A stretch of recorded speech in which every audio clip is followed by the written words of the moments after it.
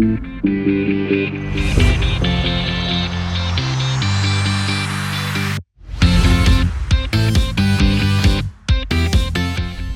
morning, everybody, and welcome to today's session of What's in Store. As always, I have my girl, Amy McDonald, Senior Vice President with me, and I'm super excited. Today, we're going to talk about how training can lead to more money, and who doesn't want that? So, Amy, Right?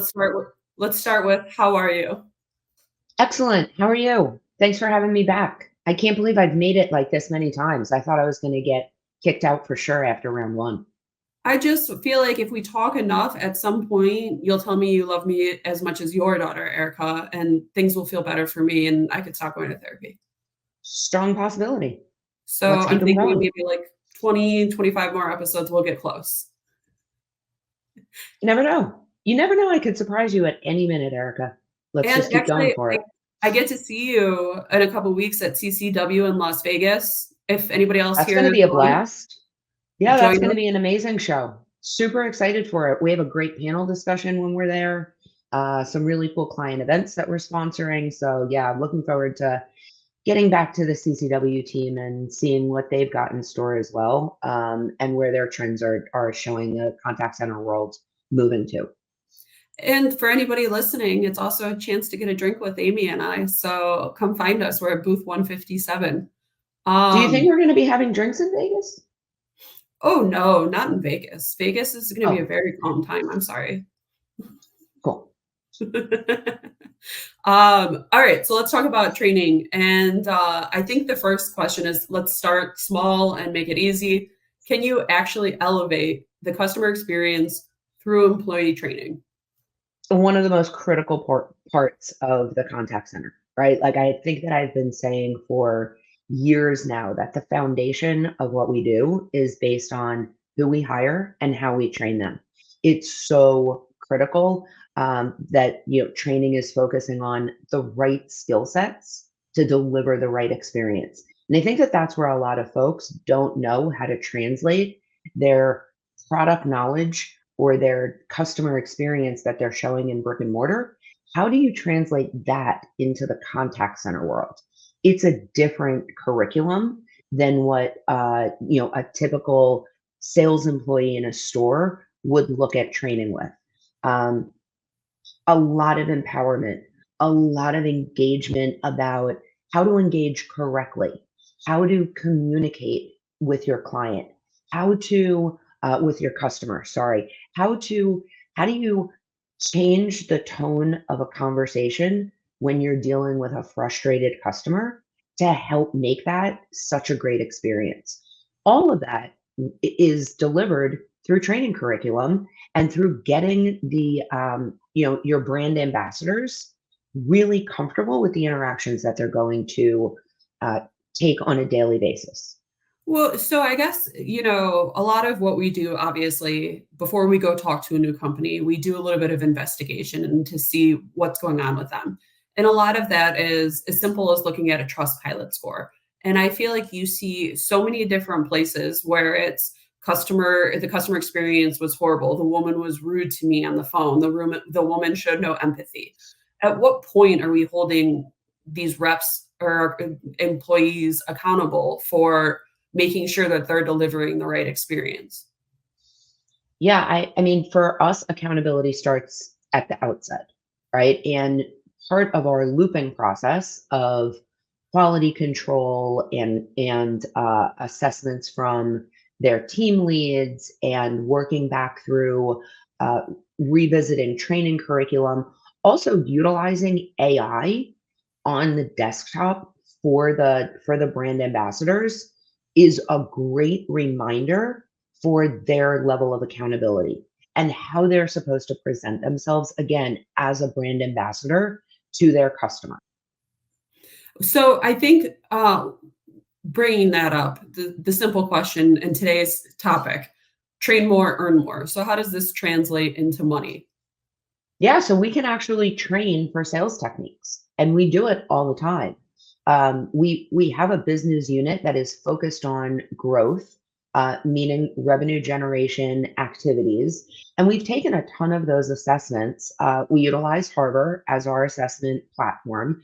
And we've taken some of those assessments, modules from the sales training, and included them into our customer support training so that it becomes part of the way that they act.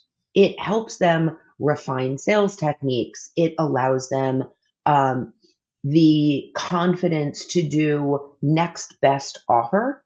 This product isn't in stock for you, but this is great. Here's the next best thing, or in fact, something better that we've gotten from feedback from customers. It really, when this is incorporated from the ground floor of training curriculum for a customer support agent, they understand that they can deliver an upside of revenue through the way that they interact with customers. It's interesting. Again, I'm going to bring up Trustpilot one more time. One of the reviews that I was reading was my package wasn't delivered. The woman was so rude. And then she tried to sell me another shirt as I don't even have the first thing. So it sounds to me like there is a huge potential for upselling or upskilling to be a failure. Oh, for sure. And honestly, I think that the word like upsell, cross sell is probably 15, 18 years old, right? I don't know that we upsell, cross sell these days. I think what we do is listen and respond accordingly to what the client is actually trying to ask us. And a lot of that entails reading between the lines, which is really what sales techniques are helping folks do. How do you position the interaction appropriately so that when you're making recommendations, you're making suggestions, which translates into exceptional service. It doesn't translate into used car salesman hard sale. And I think that those are some. Yeah, look, I've been in the same situation that you have, where I'm trying to resolve an issue. I'm not trying to get sold on something new. And my response is typically, let's wait to sell something to me until you can fix what I'm actually using. So those kind of techniques are really important for agents to be able to practice in some, in some role play scenarios so that they can really find the right tone, the right framework for positioning these things. And again, I think that that's really where AI helps a lot of our brand ambassadors. It allows them to do these role play scenarios. It gives them feedback on the tone that they've used, on the way that they've phrased their responses, and how it is resonating or how it will resonate with a customer once they are live on a call. So I love the fact that we're taking, the human side along with the AI side, combining those to really deliver the right outcome because it's helpful for the agents to do real life practice. Yeah, and I remember that from my training. Obviously, I'm in marketing. I'm not doing anything in sales, but I remember that from my training. It was like, you sound too monotone. You don't sound empathetic enough. Like, respond to this question. And I was like, who is listening on the other side? How do they know? Yeah. So it's definitely Yeah, super and it's interesting. listen, I think it's also about giving those brand ambassadors confidence. Right? Confidence is almost the biggest key. Yes, you have to learn product. Yes, you have to learn the processes of how do you initiate a return. You obviously have to understand system functionality, but you have to understand really the level of personalization that it's going to take to make your customers comfortable throughout an interaction. And I think that that's some of the key things is building that level of confidence and gaining trust from the customer that you're talking through this journey with, so that they trust that that you're delivering a level of expertise for them. So I guess the question would be, this all sounds so simple in theory. Train your employees correctly. Make sure they know when and how to upsell, or, using that archaic term. But like, why can't I do this on my own? Why would I want to work with a BPO for something like this? So, first and foremost, I'm not sure how many of our customers have these resources internal to their own organization. It takes a village to create the right curriculum, to understand how to present the curriculum so that it is absorbed, people are understanding it and can translate it, and then to be able to take that from classroom learning style and actually deliver it and execute a level of speed to proficiency on the contact center floor. And that takes a village, right? There are a bunch of different pieces, whether it is from a talent acquisition team, a training and curriculum team, and in a design team that is knowing how to present the material to the agents in the right format, the right kind of interactions that they need to do to practice. I think it's difficult. It sounds very simple, but without the right resources in your organization, this can become an overwhelming process to get lifted and to get fully designed and implemented. It's taken people years to get it right. So I do think that that's one of the reasons why people employ a BPO.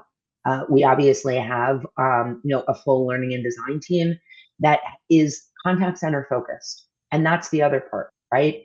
Translating it into the contact center world so that you can actually measure it, report on it, have analytics from it, and improve. And that's what we do. That's amazing. As always, Amy, thank you for sharing your knowledge with us. And I always enjoy talking to you. Happy to do it. Thanks for having me. You guys can visit us online at t.tec.com, or you can email us directly with our name strewn across the bottom. Just add a period in between and at t.tec.com at the end. We'll see you guys next time on What's in Store.